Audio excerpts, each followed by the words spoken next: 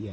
Hi, this is Dominic inside Judgement Yard, talking to Major 7, top hip-hop produce artists like Rick Ross and Young Thug to name just a few. And he's here in Jamaica to work on a project. Me not about to run off my mouth anymore. Me I make the man tell the people them what him really I do. Yo, what's up? What's up? Major 7. Yeah, I produce for Rick Ross, Jay-Z, Future, Rihanna, DJ Khaled, Buju Benton, few people, just to name a few. So what are you doing in Jamaica? What Jamaican artists are you working with? Oh man, Beanie Man, Okay. Jacure, Sizzla, of course. Yeah, it's a few. So we're just cooking up, just trying to make history and like try to like, both my parents are Jamaican, so I want to like put the culture on my back and contribute to the culture that created me. You know what I'm saying? Absolutely, Jamaica has a big diaspora, and although I'm not born in Jamaica, and I'm not technically Jamaican, I feel like I've been adopted by Jamaica. Right. So I very much feel that it's a country that a lot of people take something out of, Yep. exploitation in every 100%. aspect, and it's time to put back, Exactly, and that's part of my mission. And it really started when I did Holy Mountain for DJ Khaled. That's what really, like, I made that beat years ago, but like seeing it come to life and just seeing like how receptive, like when I came to Jamaica, like I seen somebody in the Airbnb across the street playing it, and then like just my family, and just it just felt good to contribute to the culture. What part of Jamaica are your family from? Ocherius. Okay, St. Anne's. Ochi, yep. Yeah. So you stay up on the north coast when you come, or you travel all over? All over. Like I went to school in Mandeville for 2 years when I was growing up too. That's cool. So I haven't been there in a while, probably like 15 years, but I would love to go back and see how things have progressed and changed, Okay, so with the amalgamation of reggae and hip-hop in this project, I mean, it's been done before, but it hasn't really been done in the right way. Yep. I used to do a lot of work with KRS-One back in the day in 1980s, and he was like the main rapper that was really collaborating with reggae artists, or dancehall artists as we were back then.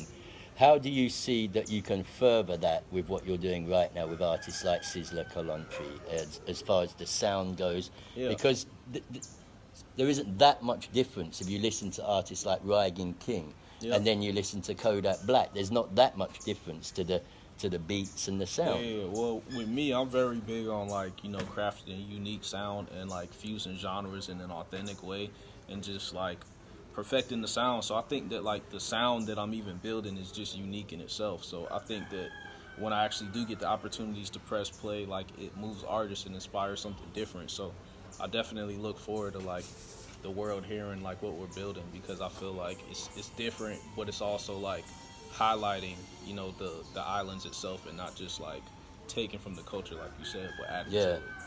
That's what I want to do. I mean, I was like invariably, I suppose, one of the first non-black non-Jamaican artists to get popularity within Jamaica. Yeah. There's been other Caucasian people who've made it big, Snow for instance, and that. But I've always felt that, like, prior to what I did, you had groups like UB40 and the Police, and even Eric Clapton, who covered, whatever way you want to call it, Bob Marley's I Shot the Sheriff, and sold more units than Bob. Not because he's a better artist, but he's in a position of more accessibility. He has a bigger platform. So I felt that in doing this, you had to come back to the source. So obviously you are... I'm tapping back into the source. You're tapping into the source and maintaining a vibe in the source, because, Sizzla's done his thing. He's got Judgement Yard here, and it's a real community place. You see the love, everyone feels welcome here, and, obviously I would like to do similar projects. When I lived here, lived in volatile areas, but I was always treated with respect. 100%. Do you have the same, the same sort of feelings as like sort of staying rooted in your community, even in the ATL? Yeah, for sure. Yeah, I'm always trying to just like inspire. My whole thing is just about, just being great and just trying to like, like I said, my parents started just by even moving to America with nothing, you know what I'm saying? And just like coming back, seeing the humble beginnings and just like where we started, and it's amazing. So it's just like I feel like it's my responsibility to do everything that I can you know, take advantage of like the sacrifices that they made. Absolutely, they made it for us. Yeah, you know? exactly, Yeah.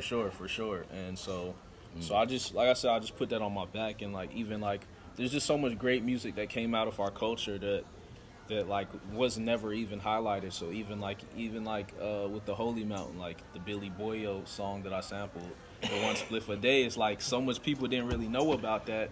But it's just like, so I like to like find very unique things. I've got to cut you there. Yep. I interviewed Billy Boyo in 1982. Really? And the following year, I went to stay at Billy Boyo's house. Wow. In Kingston, Jamaica, with his family. He was the brother-in-law of Henry John Laws, the producer, and he was the one who inspired me to DJ. I went and DJ'd on Romantic Sound. So, what other artists from that time? Because this is ironic that you know. Let me see. Man, I'll have to look at my phone. I'm constantly just like digging for like unique things that feel really special, and that maybe were never popular, but I flip it in a way to where it translates into like hip hop culture now and stuff like that. Yeah.